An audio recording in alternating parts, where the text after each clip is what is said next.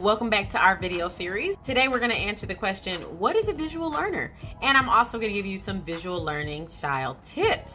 Now, as always, if you're here, you're interested. So let's just get into it. What is a visual learner?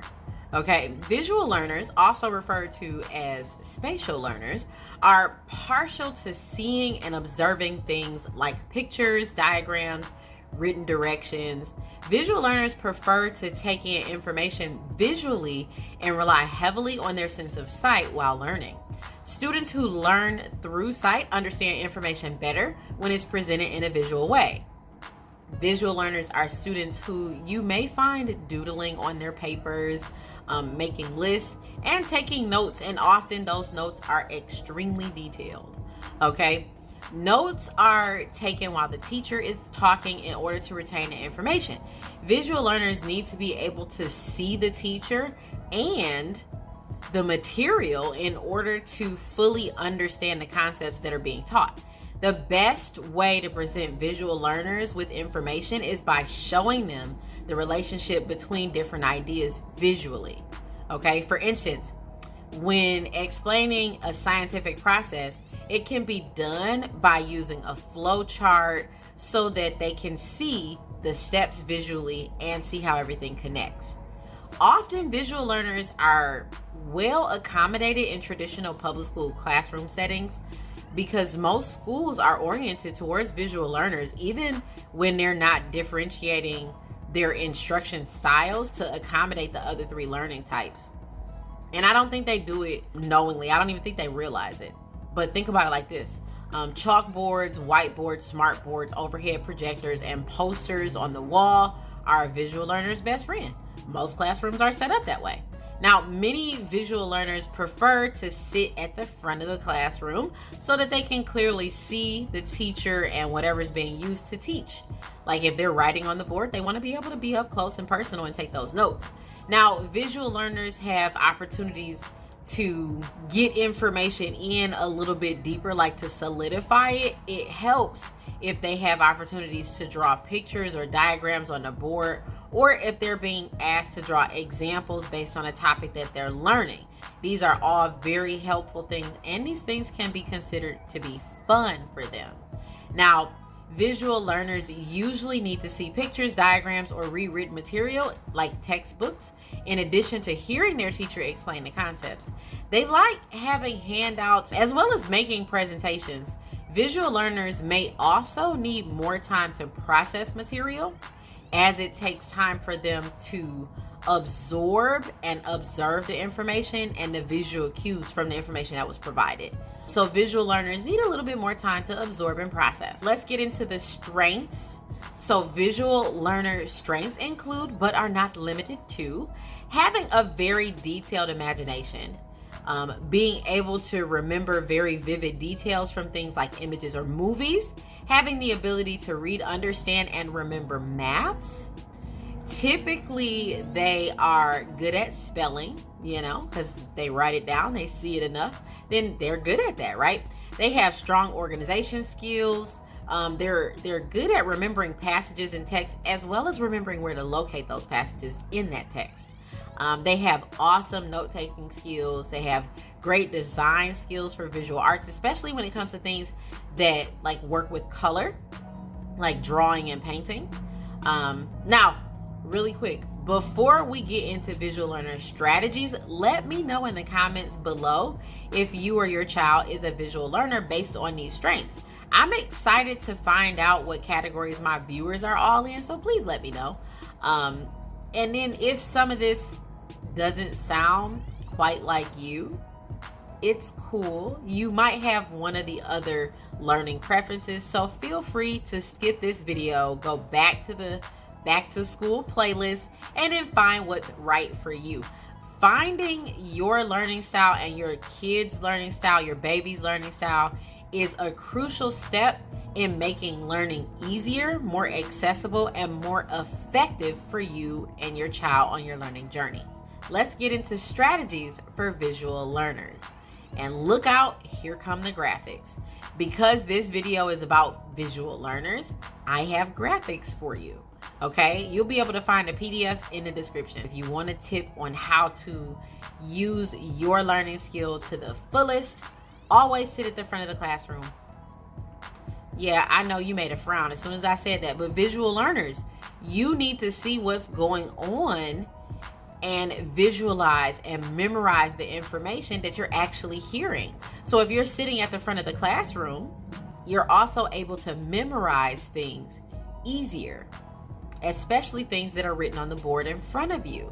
There are also less visual distractions at the front of the room. So if you sit at the back, you can see everything in front of you.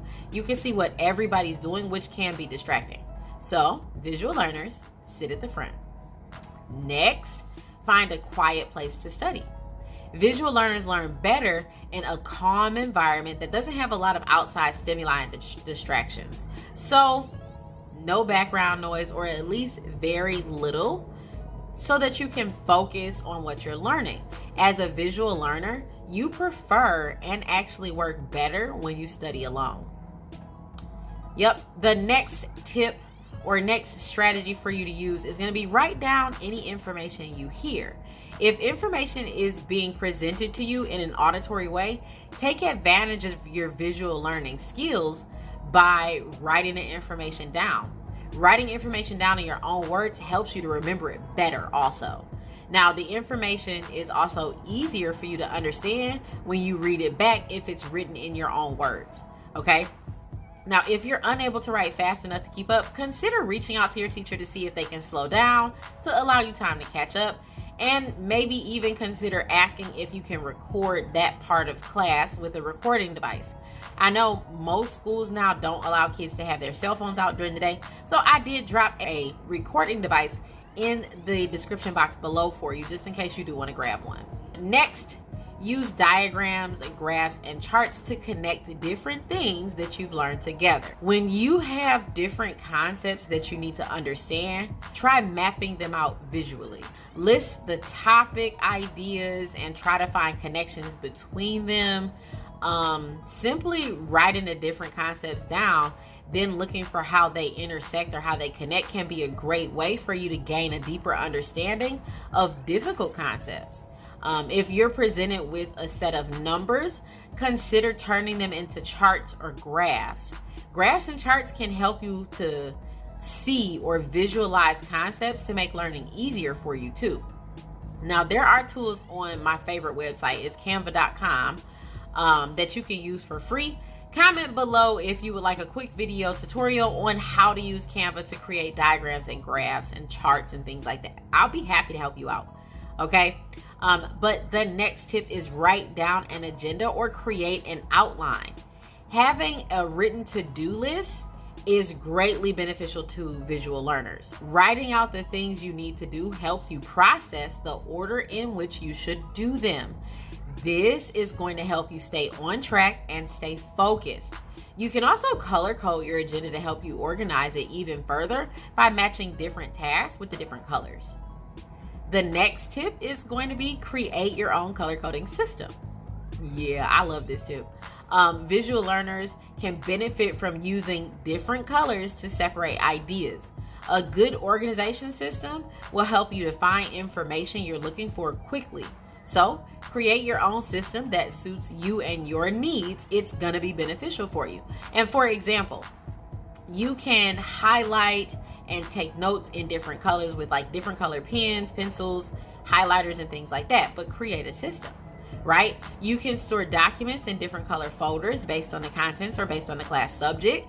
You would then come to associate the different categories and subjects with the different colors and be able to locate and recall information more easily and quickly, okay? You can create color coding systems for how you highlight text, your reading, right, which can be extremely helpful. So say for instance, all of the main subjects are going to be in yellow, right? The supporting facts are going to be in green, and so on, right? I love erasable ink pens for this task. Now, this is a warning for you, okay? Don't overdo it. Color coding can be extremely effective. Too much can overcomplicate things. So try to stick with just a few colors per lesson and keep it consistent. When you create that system, stick with it. Any color can be used for any topic, but once it's introduced, it should remain the same to avoid confusion for the duration of the year. So for English, if you use yellow for main ideas at the beginning of the year, you should be using yellow for main ideas in the middle and by the end of the year too. Now, I do have a YouTube video specifically to show you how to create your own color coding system. I did create it with visual, kinesthetic, and reading writing learners in mind, so you guys will be able to follow along just fine. Okay, now let's move on to parent tips. So parents, if you're working with visual learners, here are some tips you can use to help them in school and communicate more efficiently and effectively. So present information in a visual manner. Whenever possible, you should aim to present information or important information visually. For example, if you want to go over assignment scores with a visual learner, try to convert the data into different graphs or graphics on charts and things like that. Okay, don't forget, comment below if you would like a quick video tutorial on how to use Canva to do that process. Now, the next tip is going to be use written communication.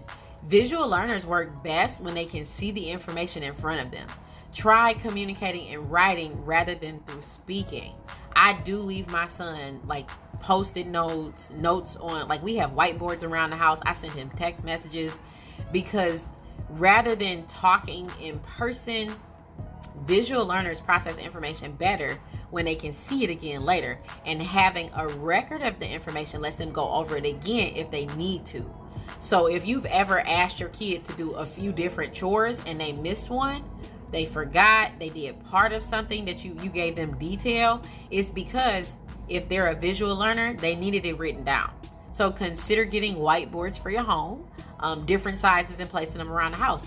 I have them on my fridge in my kitchen, on the wall in the kitchen, because the fridge is used for like our shopping list and things like that, on the wall in the kitchen for chores. He has one in his room. I have one at my desk. We have the portable ones. So consider getting some whiteboards. I dropped some information in the description for you below as well. The next tip is going to be to give them extra time. Visual learners need a little extra time to process information and turn it into visuals in their mind. So rather than demanding a quick response from a visual learner, give them just a few extra minutes to come up with the best possible answer. That doesn't mean that visual learners can't work well under pressure or in speedy situations. That just means it's better, if you want a better outcome, to give them some time. It simply means that they work best when they have an extra moment to process the information visually, translate it into something, and then kind of distribute that back out to you. They can better understand it that way, okay? The last parent tip is going to be provide them with their own space. If you can, if your home permits, if space permits, please try to do this one. Visual learners like to organize things in a certain way. Therefore, you should give them their own space when possible. Okay, allow visual learners to decorate and organize their workspace because they're going to do it in a unique way that suits them. So, for example, a visual learner might prefer to stack important documents on their desk rather than to store them in a file cabinet or in a drawer. Okay, now listen, please make sure to watch the rest of the videos for both your primary and secondary and your kids' primary and secondary learning style, and then dive into the different study techniques. If you found this as your first video, it's important that you and your child take the learning style quiz. So head over to the first video in this series. You can click on the little card up here in the corner to get back to the series. But it's important because you want to learn that style before you jump into material. I am a kinesthetic auditory learner who doesn't mind visual aids, so you can be a multiple category learner, and that's awesome as well. But you kind of want to know what those things are.